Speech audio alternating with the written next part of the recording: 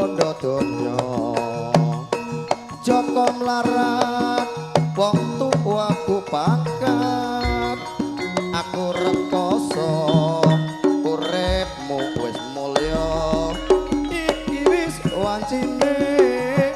kowe didhawuhke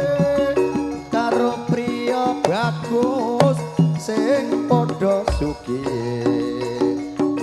ora nyono lan ora nglegewo yen sliramu teka palakrama srengenge ngulon parane yen bengi rembulan jenenge esuk tempe sorene dadi teleh tresna tenan mbok anggap sepele srengenge ngulon parane yen bengi rembulan jenenge kaya ngene rasane wong ora duwe tresnaku mung abang-abang lambe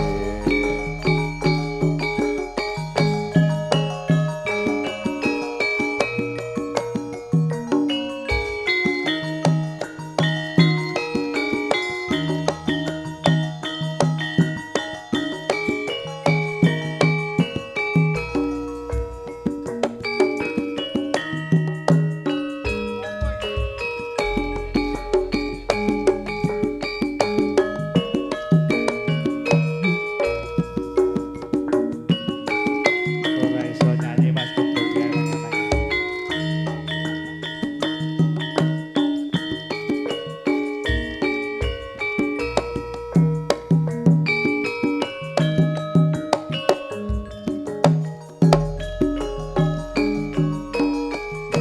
Yen liwat aku kendingan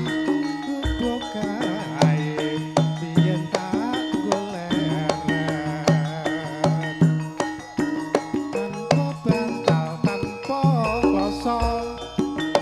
buat abote retaman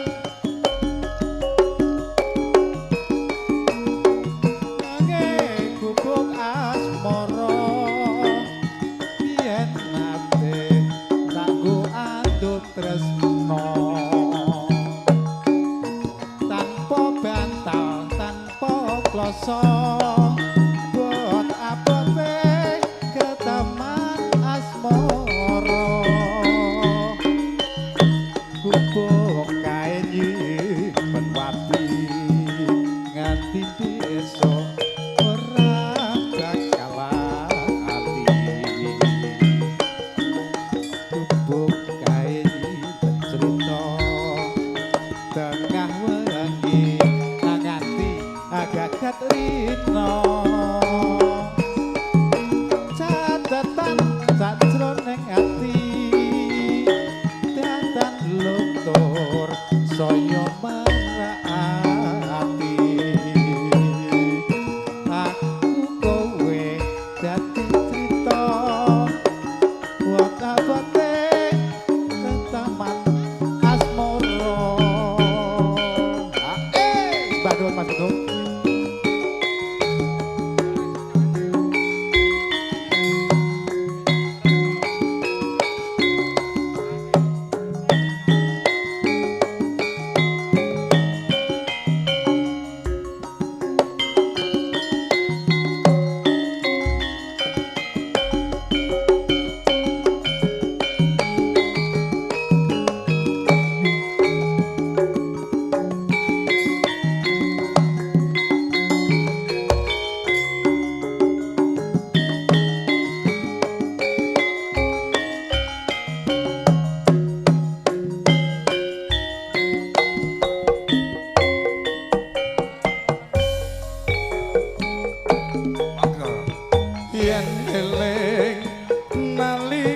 semono kowe teko arep ngomong apa bela kan Pak Mundut saking Bandung ngisor bojone wong lampune bangso jebul kowe kok wis duwe bojo iya mbok anggap apa aku iki nganti kowe tega ngucap janji tega temen atimu kowe jebol kowe setas rapi rasmi asik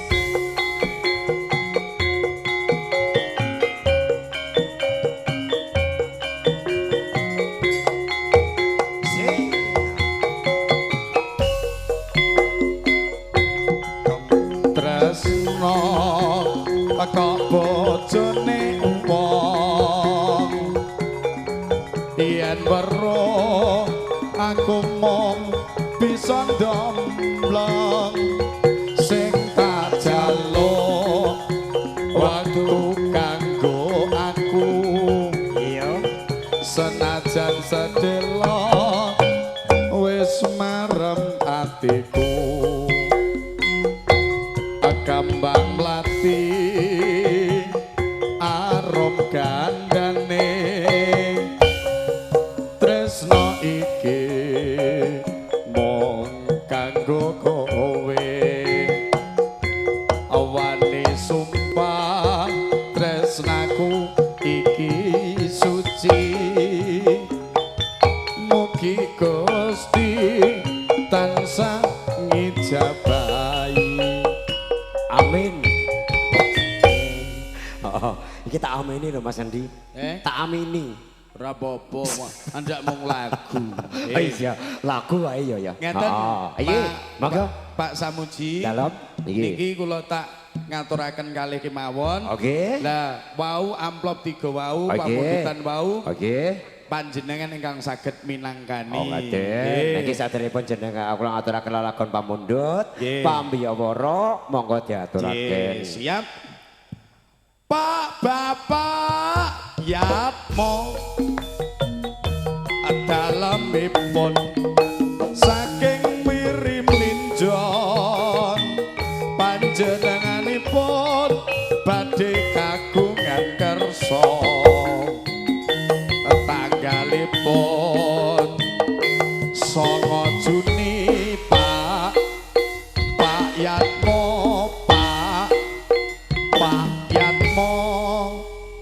Bapak Yatmo Ibu Yatinah pidalem wonten ing tlatah Ploso Dusun Mirim Linjon